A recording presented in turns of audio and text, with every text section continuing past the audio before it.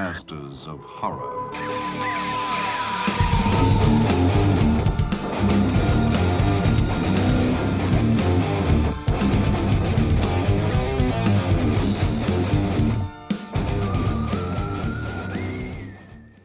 Welcome to the Scariest Things Podcast, your gateway to the trends and tropes of the horror genre.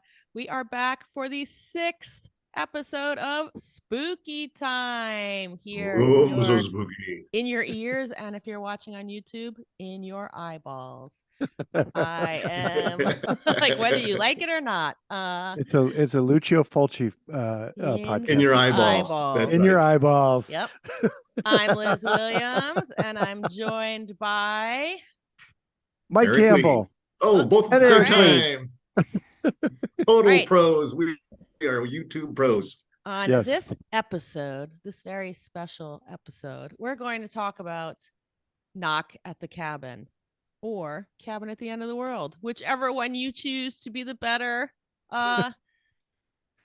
medium, book. It's gonna be a versus debate. Movie. It is. It is going to And be the a debate. only other time in my recollection we have actually dove into a single film was House of the Devil. I agree. Yeah. There's a little Mhm. Scariest Things podcast trivia for you. So we don't do But that this went- we But don't that do went this 15 often. minutes. We're going 15 to 20 Yeah, minutes on we're going quick. Knock, That's at, right. Knock at the Cabin. That's right. So That's right. I think we need a little bit of a background here, and I think Yeah. Liz, you are our best I set will up to do start. the deep background. So, Knock at the Cabin is the latest M. Night Shyamalan movie. It is based on the novel called The Cabin at the End of the World that was written by Paul Tremblay. It was published June 26th of 2018. So we're going back in time a little bit. I reviewed this for our site and I gave it 5 out of 5 stars. So I said it was an instant horror classic and one of the best books I've read in a very long time. From the very first pages, the dread starts to creep in, and as the story progresses, it doesn't let up. Tremblay develops characters you immediately latch onto, and that just adds to the tension because you truly don't want anything bad to happen to them. And as the suspense builds and builds, you may need a paper bag handy in case you start hyperventilating. Because it's going to get stressful and you're going to get anxious. Now, Yeah. for me, So yeah. oh, go ahead. Go ahead. Oh, I was going to say, counter to that, I have not read the book.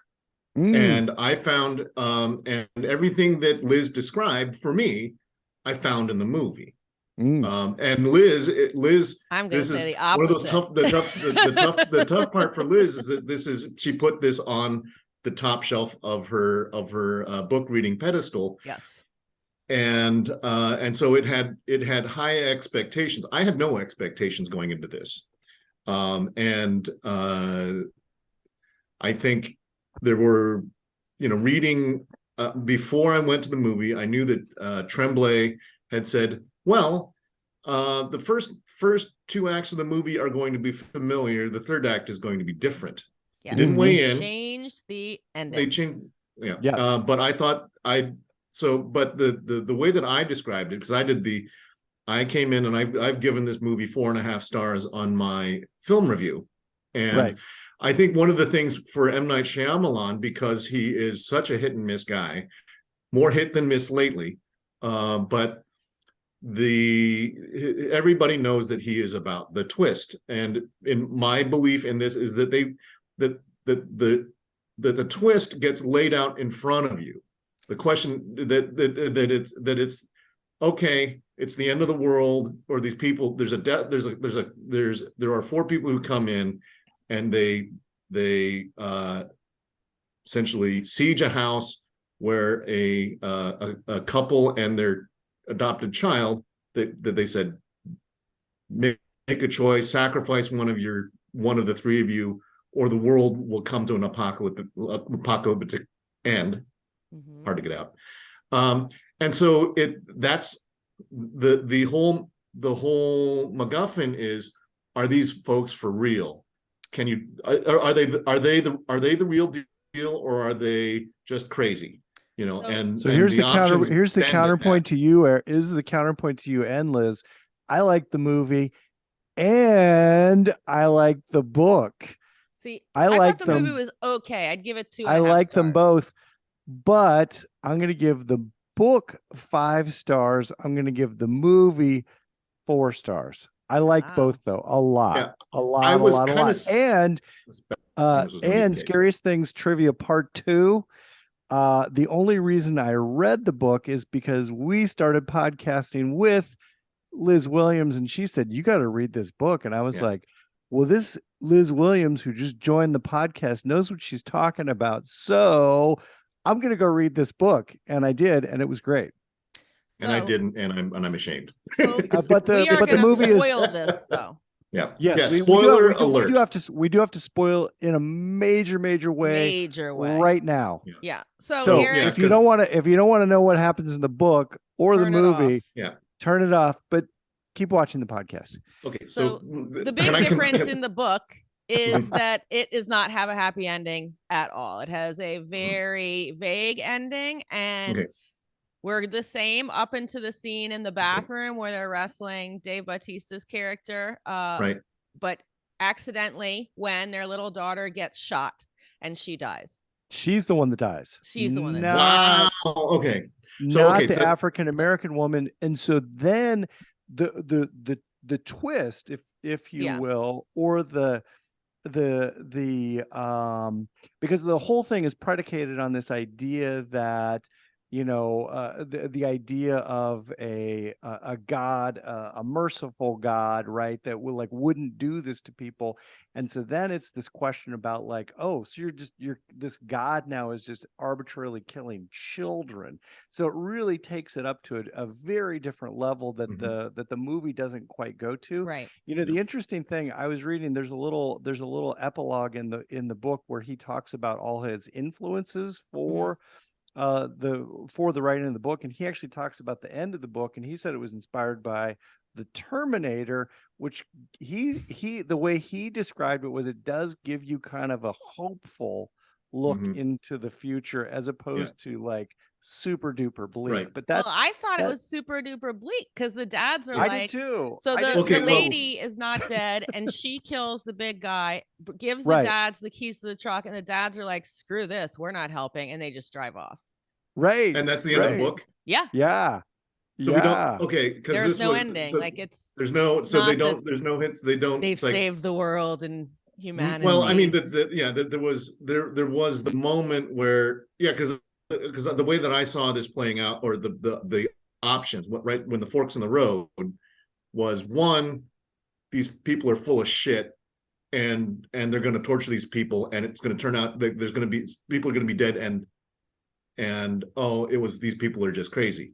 There's Right. another one which is they are the 4 horsemen of the apocalypse. The end of the world is coming. They gut it out. They don't do anything, and the world ends. Just Right. shitty ending for everybody. Or they do make a sacrifice in order to stop this. And so that was behind that. Door number 3 is what Shyamalan chose. And that, Right. but I have a theory on why. He has to tie everything up. He has to tie things up. He has to be like, oh, but now I'm explaining the pieces you should have seen all along. Like I see dead people. He cannot live with an ambiguous ending. He has got to change the whole freaking story to make it into Shyamalan's little like. I think it got focus grouped. Yes. Maybe. Yeah, I think it got focus grouped, and I think the even more bleak ending. So the book's bleak ending could have been even more bleak. Neither of those were options for Shyamalan. He had to, as Liz put it, button it up. They focus grouped it. You can't kill children in a movie, no matter if it's a horror movie or not, But it would have been to make so it good palatable. if they had just made the movie. I know. Like- Well, so I'll tell you. I hope there's a director's cut. What I wanted I'd love to is see I wanted Shyamalan them. do something bleak. I Yeah. wanted them. The ending that I wanted Mm-hmm. is different than than the way the book ended. Okay. What I wanted was them not to make a sacrifice, and they Right. fucked up. And the apocalypse hits, and then they just regret it. I mean, that is the worst case scenario ending, that they just that these people were right, and now it's the end of the world. And that's the Night of the Living Dead kind of like Right. kick to the nuts. Right. Yeah, I Right. would have So preferred that too to what we got. Yeah, So for they, sure, they for went sure. they went for the noble sacrifice, Right. which is Right. which is a, and I kind of recognize that, and that's why I pulled it down from a 5-star rating, because I thought that all the setup, the fact that Dave Bautista is this huge, imposing, scary guy, but he's a sweet man, right? But he's scary. Eric, And then- let's see. and- Let's see if you know what the cinematic reference is, or the cinematic and literary reference to Dave Bautista's character. I don't even remember his name. Well, the whole thing was it's the 4 horsemen of the apocalypse, and he was No. the No, he I set it up. I'm not. Frankenstein. He set it up like with the idea of like actually like recreating the scene between Leonard, or just the continued relationship between Leonard and Wen, as the James Whale's interpretation of Mary Totally. Shelley's Frankenstein. And you actually in have the moment where he's doing like the picking of the flowers, and this this is the catching of the 100%. grasshoppers. It has that feel. Like, he nailed that. He nailed that, and I thought that was a really great element of the film. I did not also see the way that, was it Redmond, the Rupert Grint, that he checks out. I just did not. I was like, wow, I did not. Okay, so that you could see a scenario where these people are so devoted to the cause that they will off themselves because they have to. They have, but they still seem there's enough layers to like, I couldn't peg whether they're crazy or whether it's real. And that was but that's the first 2/3 of the movie, and it makes the decision that fork in the road that Liz doesn't like. That was up to that point, all things were available. I would have liked either way if he had said that he chose, and Jonathan Groff's character makes the sacrifice. I just didn't want to know that, like, and now the world's okay. I don't want to know what happens to the world. Right. I wanted that to be like the ambiguous curtain ending. dark, like you picked or you didn't pick, and then you don't know. Like, I feel like that's the Shyamalan problem. Yeah. If someone else had handled it, they would maybe have chosen a more ambiguous ending or kept more close to the source material. Shyamalan, with his name and the audience he's going to draw in, this is probably his, I don't want to say darkest, because his other stuff is dark, but like bloodiest, people are killing themselves and stuff. And but although they don't, there's a lot of it's inferred. No, I tend to think that this is Universal spent a lot of money on this movie. And they might have had 3 or 4 endings in the can, including and they might have decided early on, it's like, we can't kill Wen, but just like, but it's but this is, if it was A24, yes, this is Universal, right? This is the big studio, and money, and there's a lot of money on the line, and I think that they probably focus grouped it, and people left out there feeling like they just came out of the mist, right? Or they could have. I don't know. No, that's you're right, Liz. This should have been, if this was an A24 movie, you might have gotten the movie that it would be The Lodge. I wonder if that's why they changed the title, and that's why Paul Tremblay is barely mentioned. I mean, like, barely. Paul Tremblay's not going to be hurting after this, though. He's fine. He got a couple he wasn't bucks. involved in the screenplay.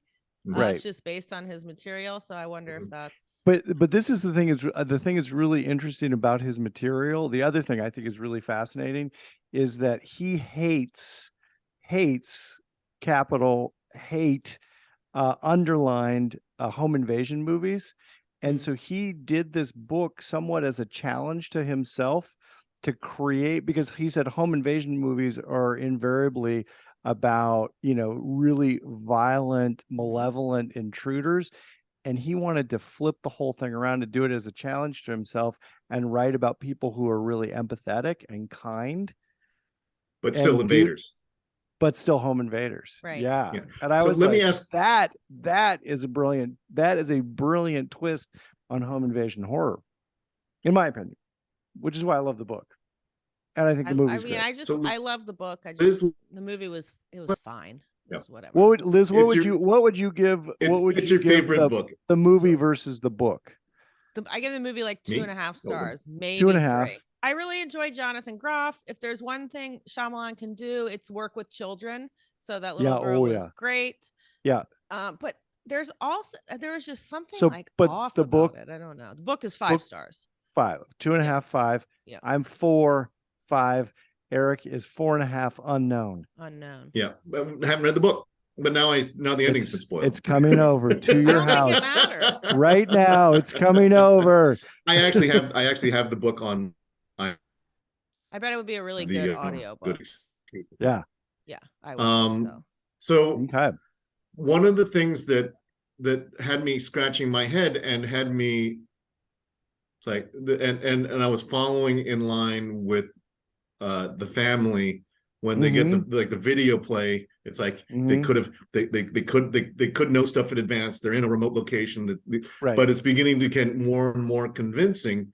Does the book play the same way relative to as the events unfold? They get similar kinds of reveals, and it's like, yeah, but that's not enough convincing to say that the end of the world is coming, and we're going to make this I think decision. The other thing that's really fascinating to me about the book is that it goes far deeper into their visions, kind of when they came to them and why their visions were so compelling.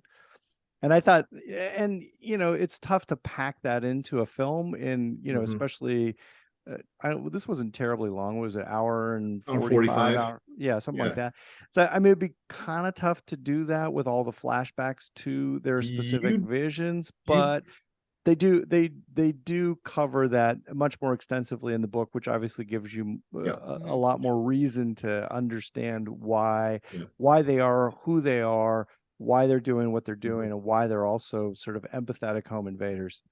Right. And the background of what was it Eric, and he got the gun, why you would get a gun, right? Why it's like why the distrust of Redmond, and why Redmond was a bit off, and there was enough background in there. It's like, oh, good, okay, well, but is that him? That could have been him. And it's like, well, I need to check his wallet and all these kinds of, but so there's these, I loved sort of the signposts and breadcrumbs aspect of this. There's enough mystery to it to me. As a film goer, I enjoyed it. Now, I think Liz's that really grim ending would have been something else. That would have been Hereditary level. Wow. That's And if did Shyamalan not see that could coming. have done that, he would have been so elevated. He's I mean, I think not living up to his potential. Yeah. I know it's there. Servant is. You're not dark welcome to and come on the weird podcast. And... No, you're not coming on the podcast to defend yourself. You're going to get a scolding, Mr. Shyamalan, if you come on to this podcast. No, like Servant, the Apple show he does is super dark and weird and ambivalent. So he can do it. Like that show is actually fucking going nowhere. Like I don't know what it's doing, but I can't stop watching it. It looks cool, but I just was disappointed in the ending. I think it's universal. I think it's the studio chiefs and focus grouping. I think and Shyamalan is a big studio director, and he likes getting big budgets. And if you had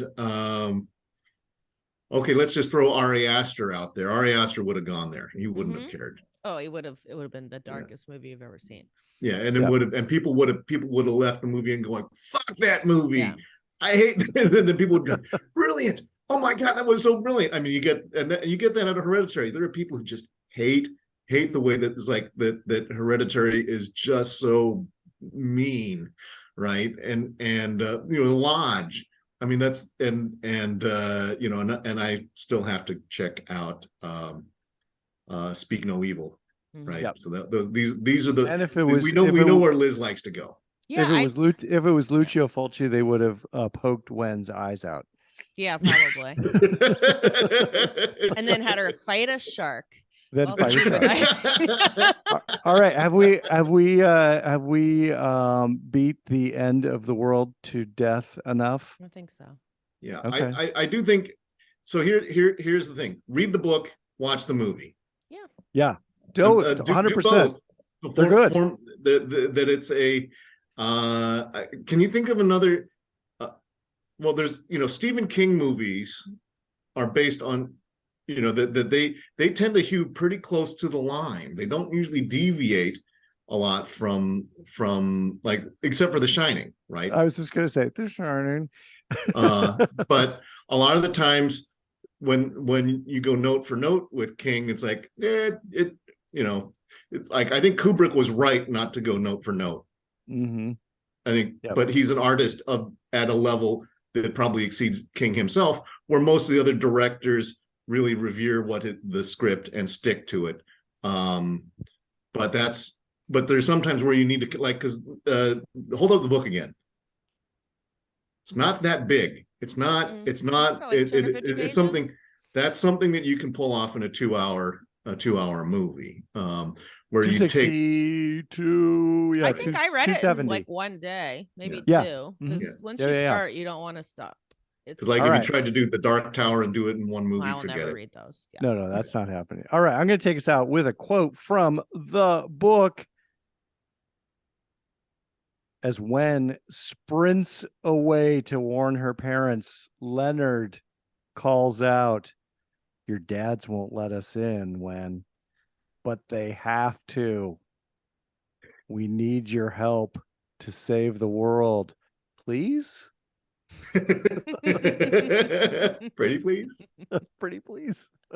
Okay. The Masters of Horror.